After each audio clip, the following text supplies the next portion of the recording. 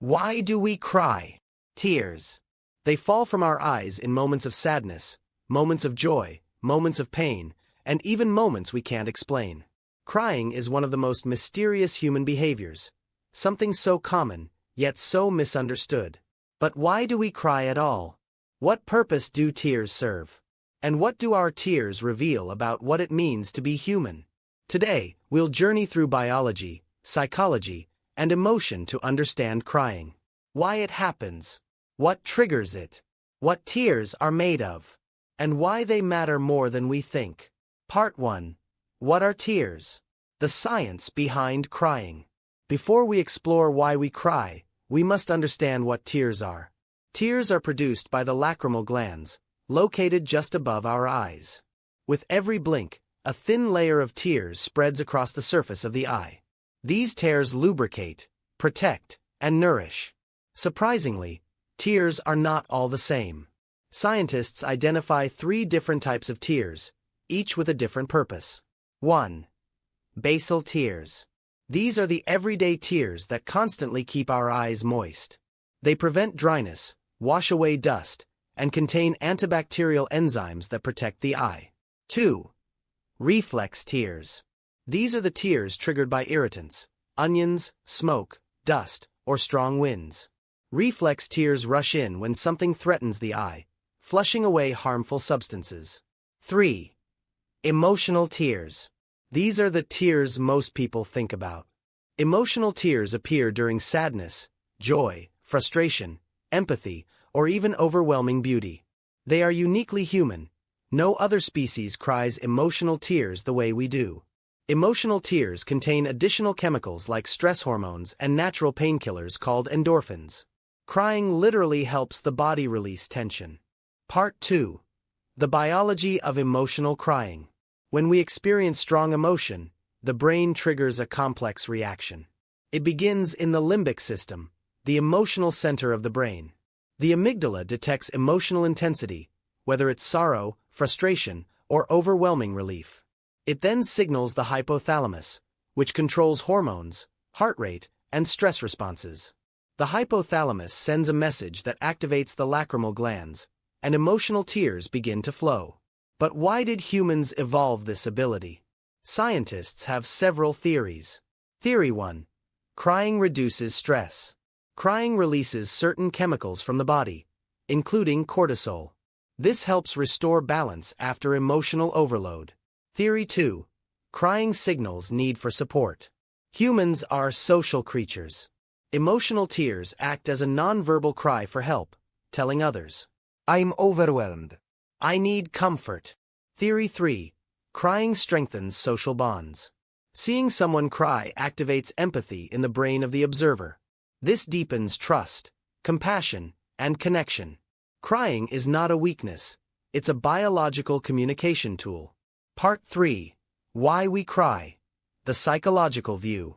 Psychologists see crying as a natural emotional release, a reset button for the mind. We cry for many reasons. 1.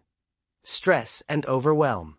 When life feels too heavy, crying becomes an emotional outlet. It allows the brain to process intense feelings. 2. Pain.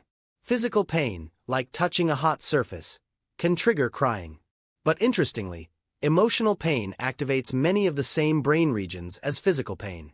That's why heartbreak literally hurts. 3. Sadness and loss. Grief is one of the most powerful triggers of tears. Crying helps us express sadness we cannot put into words. 4. Joy and relief. We even cry when we're happy. But why? Joy tears happen when emotions rise too quickly for the brain to handle, creating a spillover effect. 5. Frustration and anger.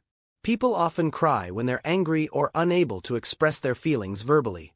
This is especially common in children. 6. Empathy. When we see someone else suffering, our mirror neurons activate. We feel what they feel, and sometimes cry with them. 7. Beauty, art, or music. Some tears are hard to explain. A powerful song, a breathtaking view, or a moving film can unlock something deep inside us. Psychologists call this aesthetic tears. Crying is the mind's way of saying, "This moment matters." Part 4. The social side of crying. Crying is more than a private event. It's also a social signal. From infancy, crying is our first language. Babies cannot speak, but crying tells caregivers, "I need something." It strengthens attachment between baby and parent. In adults, crying still plays a social role. It invites comfort and support. It shows vulnerability, allowing deeper emotional connection. It communicates feelings that words cannot express. But society doesn't treat crying equally. Some cultures encourage emotional expression.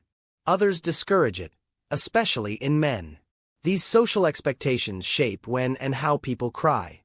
Even though society may judge crying, the truth is that emotional tears are a universal experience, shared across all ages, genders, and cultures. Part 5. The neuroscience of crying. Modern brain research reveals surprising things about crying. When we cry, areas of the brain responsible for emotion, memory, and regulation activate. Our amygdala determines emotional intensity. A hippocampus links tears to memories. A prefrontal cortex tries to control emotional outbursts. An anterior cingulate cortex helps process pain and emotion. During crying, the parasympathetic nervous system, the system responsible for calming, activates. That's why many people feel lighter, calmer, or even sleepy after crying. This is called emotional homeostasis, the body's attempt to return to balance. Crying is not a failure of control. It is the brain healing itself.